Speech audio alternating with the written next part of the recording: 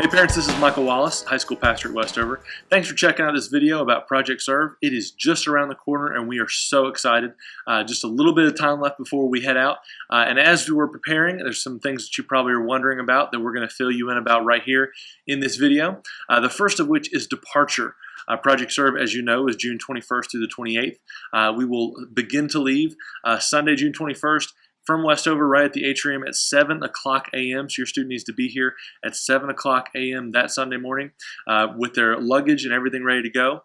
Once they get here, they're going to need to check in at the atrium with Elisa and her team. And once they check in, they can throw their luggage onto the Penske. Remember, you need to have them fed before they get here. Won't be stopping for breakfast. We'll be stopping for lunch, though. So eat before you get here. And because we're stopping for lunch on the way, make sure that they have their money separate from their luggage. If they throw their money with their luggage into the Penske truck, then it's going to be hard for them to buy lunch on the way to Atlanta. So have that money separated from the rest of their luggage. Next item is packing list. What is it that your student needs to bring with them for Project Serve? If you've been before, then some of this may be reviewed, but if it's your first time, which I know a lot of you, your student is going for the very first time, here's the things that they need to bring. First of all, you need to have some clothes, both for hanging out and for the work sites. We ask that everybody wears t-shirts, no shoulders being shown, no tank tops, no spaghetti straps, none of that kind of stuff. Certainly nothing revealing. Based on where we're going to be serving and the people that we're serving, we certainly don't want to be causing any issues there. So please pack appropriate clothing for the work sites. If your student is in a work site that requires that they wear pants, there's just a couple of those. You'll be getting a separate email to let you know that that applies to you. On all of the work sites, however, students will need to wear tennis shoes. So no open-toed sandals or anything like that. Also, you will need to pack some money for meals. There are 4 meals that you're going to need to buy while you're on the trip. 2 are road meals, one on the way to Atlanta, one on the way back from Atlanta. Those are both lunches. The third meal is going to be one of the nights of the week. Every student is going to get a chance to go to the Varsity, the big one downtown, a special kind of iconic restaurant. And that would be the third meal that they'll need to take care of. And the fourth meal will be at our fun day, which is going to be at Six Flags over Georgia. So that meal will be a lunch meal as well on Saturday. The only other thing that they'll need money for is the Kroger run, which will be on Wednesday night. That's where we take everybody, we just load up the vans and we go to the nearest Kroger. We scare them. we give them a chance to kind of buy whatever it is that they've been craving all week long, snacks and that kind of thing. Sometimes they've run out of deodorant, and that's the perfect time to make that fix. So on the whole, probably a total between the meals and the Kroger run between $50 and $75. You should be fine for all those things. That should cover it. Great news. This year we have managed to secure a location that has showers indoors, so we won't be using the shower trucks this year. So make sure that your student has toiletries, and there's a whole list of things on the website that is the full packing list, but make sure that they have a towel for bathing. They don't need to bring a bathing suit. We're not doing any water-based activities for Fun Day, but they will need to bring toiletries and towels and all those other hygiene items that they will need throughout the week. We will be staying at Roswell United Methodist Church in Roswell, Georgia, in their student building. We will be sleeping on the floor, so your student can bring a sleeping bag and or sheets. And if they would like to bring a single-person cot or a twin air mattress, that would be fine as well. It's very important. We have very limited space. We're packing in as many people as we can, and space is extremely limited based on their fire marshal numbers and limitations. So please, please, please have your student, if they're going to bring an air mattress, let it be a twin air mattress, not a queen air mattress.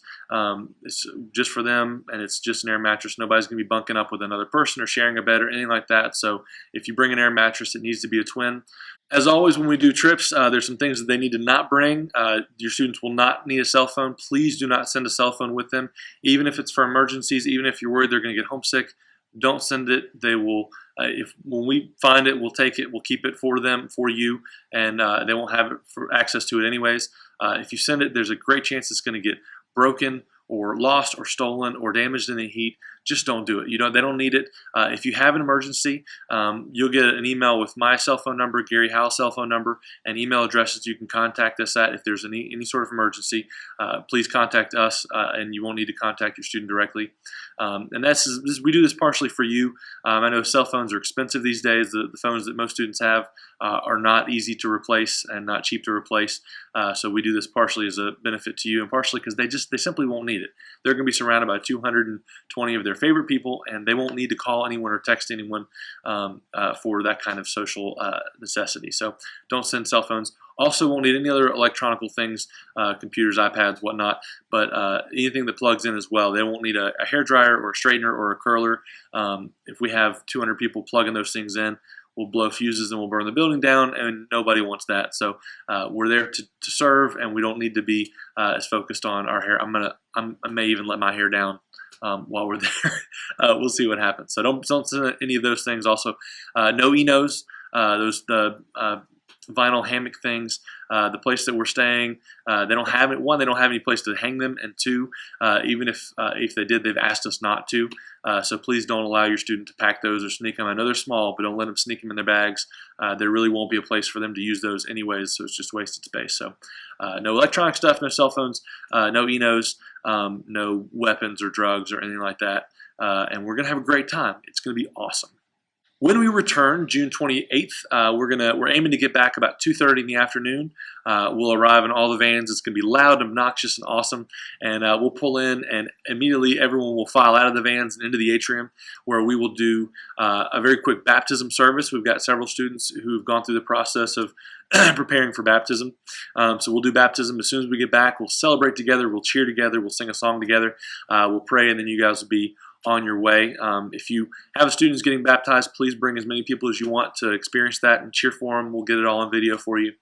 Also, as soon as we get back, we will have a lot of vans that need to get returned, and if you would love to help us return those vans, we would greatly appreciate it. Our volunteers that are going will be eager to get back to their homes and sleep for a couple hours before they go to work the next day and have lots of laundry to do and all that kind of stuff. So if you could help us return some vans, or if you'd like to host a Project Serve party, please email us at fuse@westoverchurch.com, and we can get you hooked up with that and taken care of. On July 8th, we will be showing the Project Serve movie. It'll be a highlight video that will feature your student and highlight all the things that will have happened over the week at Project Serve. It'll be 6:30 to 8:30 in the theater. We'll have dinner provided. We will need some drinks, sides, and desserts. You'll get an email outlining more of how you can be involved in that. But make sure you're there. It's a great way to be able to share in the experience and see all the things that God does over the week while we're at Project Serve, and really see some really cool things that your student gets to do. In the case of an emergency, as I mentioned before, if you need to get in contact with us, you will have in an email my cell phone, Gary Howe's cell phone, and a couple of email addresses that you can contact us.